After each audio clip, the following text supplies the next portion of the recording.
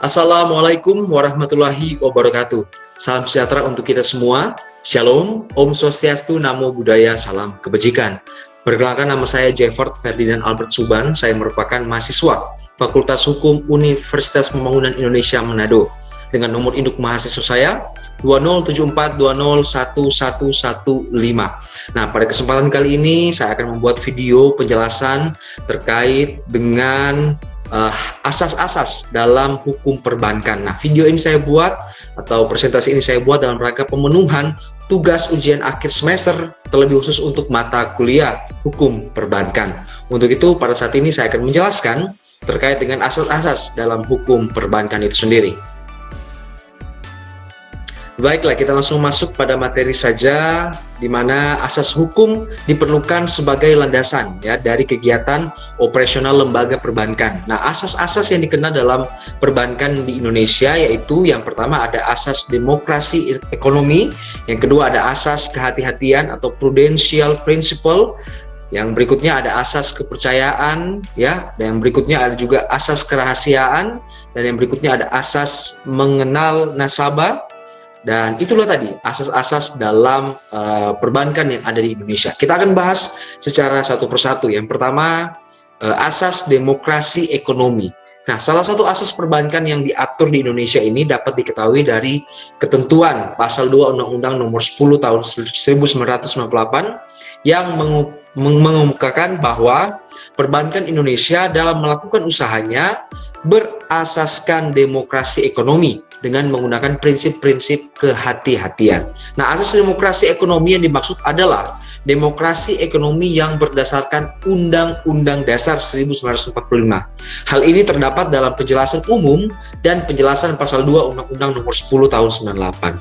Nah, berkaitan dengan hal ini, untuk memperoleh pengertian mengenai makna demokrasi ekonomi Indonesia itu, dalam ceramahnya di Gedung Kebangkitan Nasional tanggal 16 Mei 1981, ahli ekonomi Universitas Gadjah Mada, ada namanya Mu Biarto, ini merumuskan bahwa demokrasi ekonomi Indonesia sebagai demokrasi ekonomi Pancasila mempunyai ciri-cirinya sebagai berikut. Yang pertama, dalam sistem ekonomi Pancasila, koperasi ialah psikoguru perekonomian. Kedua, perekonomian Pancasila digerakkan oleh rangsangan ekonomi, sosial, dan yang paling penting ialah moral dan juga sebagainya. Yang ketiga, perekonomian Pancasila ada hubungannya dengan Tuhan Yang Maha Esa, sehingga dalam Pancasila terdapat solidaritas sosial. Yang keempat, perekonomian Pancasila berkaitan dengan persatuan Indonesia, yang berarti nasionalisme menjiwai setiap kebijakan ekonomi, sedangkan sistem perekonomian kapitalis pada dasarnya kosmopolitanisme, sehingga dalam mengejar keuntungan tidak kelima mengenal batas-batas negara. Sistem perekonomian Pancasila tegas dan jelas adanya keseimbangan antara perencanaan sentral atau nasional dengan tekanan pada desentralisasi dalam pelaksanaan kegiatan ekonomi.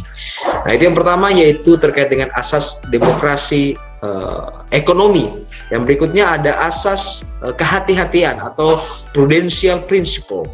Ketentuan pasal 2 Undang-Undang Nomor 10 Tahun 98 juga mengatur bahwa asas demokrasi ekonomi sebagaimana diuraikan sebelumnya dilakukan dengan menggunakan prinsip kehati-hatian. Adapun mengenai prinsip kehati-hatian tersebut tidak ada penjelasan secara resmi. Tetapi jika kita mengumpulkan bahwa bank atau orang-orang yang terlibat di dalamnya, terutama dalam membuat kebijaksanaan dan menjalankan kegiatan usahanya, wajib menjalankan tugas dan wewenangnya masing-masing secara cermat, teliti, dan profesional sehingga memperoleh kepercayaan masyarakat. Nah, asas kehati-hatian menurut Sulfidiana Saini, ini yaitu asas kehati-hatian atau prudential principle adalah suatu asas yang menyatakan bahwa bank dalam menjalankan fungsi dan kegiatan usahanya wajib menerapkan prinsip kehati-hatian dalam rangka melindungi dana nasabah yang dipercayakan kepada bank tersebut. Tujuan dilakukan prinsip kehati-hatian ini adalah agar bank selalu dalam keadaan sehat dalam menjalankan usahanya tentunya dengan baik dan juga memenuhi seluruh ketentuan dan norma hukum yang berlaku di dunia perbankan secara konsisten dengan didasari oleh itikat baik. Prinsip kehati-hatian ini tercermin dalam pasal 2 dan pasal 29 ayat 2 Undang-Undang Perbankan.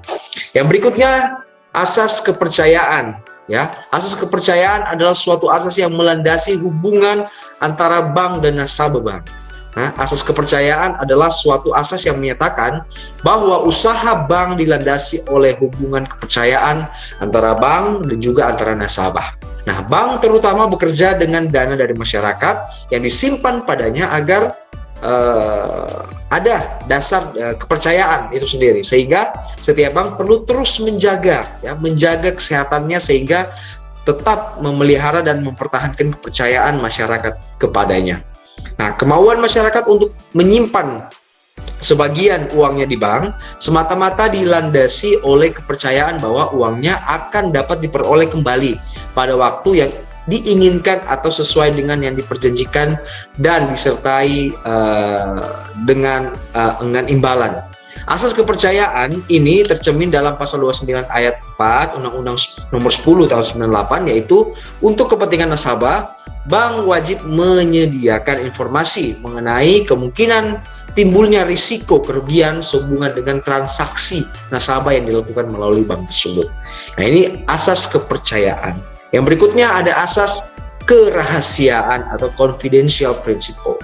Asas kerahasiaan adalah asas yang mengharuskan atau mewajibkan bank merahasiakan segala sesuatu yang berhubungan dengan keuangan dan lain-lain dari nasabah bank. Menurut kelaziman dunia perbankan, wajib dirahasiakan kerahasiaan tersebut adalah untuk kepentingan bank sendiri karena bank memerlukan kepercayaan masyarakat yang menyimpan uangnya di bank. Asas kerahasiaan atau confidential principle tercermin dalam pasal 1 angka 28 dan pasal 40 sampai dengan pasal 44A Undang-Undang Nomor 10 tahun 98. Nah, menurut pasal 40 Undang-Undang Nomor 10 tahun 98, bank wajib merahasiakan keterangan mengenai nasabah, penyimpan dan simpanannya. Namun dalam ketentuan tersebut, kewajiban merahasiakan ini bukan tanpa pengecualian. Kewajiban merahasiakan itu dikecualikan dalam hal-hal untuk kepentingan pajak, penyelesaian utang piutang bank yang sudah diserahkan kepada Badan Urusan Piutang dan Lelang Negara atau Panitia Urusan Piutang Negara, untuk kepentingan pengadilan perkara pidana dalam perkara perdata antara bank dengan nasabah, dan dalam rangka tukar menukar informasi antara bank yang kesemuanya itu atas permintaan persetujuan dari nasabah atau ahli warisnya sebagaimana dalam pasal 41, 41A, 42, 43, 44 dan 44A Undang-Undang Nomor 10 tahun 98. Dan yang terakhir ada asas mengenal nasabah. Asas mengenal nasabah adalah asas yang diterapkan oleh bank untuk mengenal dan mengetahui nasabahnya.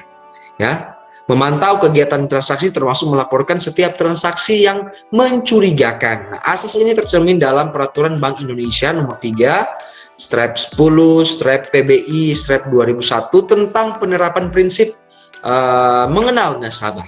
Tujuan yang hendak dicapai dalam penerapan prinsip mengenal nasabah adalah meningkatkan peranan lembaga keuangan dengan berbagai kebijakan dalam menunjang praktik lembaga keuangan, menghindari berbagai kemungkinan lembaga keuangan dijadikan ajang tindak kejahatan dan aktivitas ilegal yang dilakukan oleh nasabah, dan juga tentunya untuk melindungi nama baik dan reputasi dari lembaga keuangan.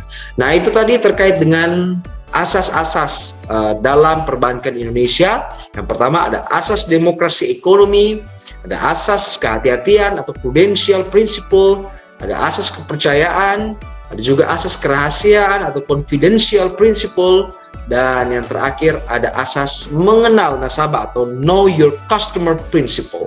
Jadi itu terkait dengan asas-asas hukum perbankan yang ada di Indonesia. Baiklah Bapak Ibu, sedemikian jauh penjelasan yang sudah saya jelaskan tadi terkait dengan asas-asas hukum perbankan di Indonesia. Semoga ini dapat bermanfaat bagi kita semua meskipun presentasi saya hanya sebegitu singkatnya. Untuk itu, dalam mengakhiri video ini saya ingin mengajak kepada kita semua yang ingin melanjutkan studi ke perguruan tinggi, yang mungkin baru lulus dari SMA ataupun yang ingin lanjut ke perguruan tinggi, mari Jo, termasuk di Universitas Pembangunan Indonesia Manado. Kenapa UNPI? Unpi universitasnya terpercaya, fakultas, program studi yang ada di dalamnya ini beragam, sehingga mahasiswa dapat memilih sendiri dia mau masuk kemana, dan juga para dosen yang mengajar yang ada di Unpi juga ini berkualitas. Jadi tunggu apa lagi? Mari jo, torang mendaftar di Unpi untuk masa depan torang yang lebih baik. Terima kasih, saya Jeffert Ferdinand Albert Suban, mohon pamit undur diri. Terima kasih, wassalamualaikum warahmatullahi wabarakatuh, dan sampai jumpa pada kesempatan yang berikutnya. Terima kasih.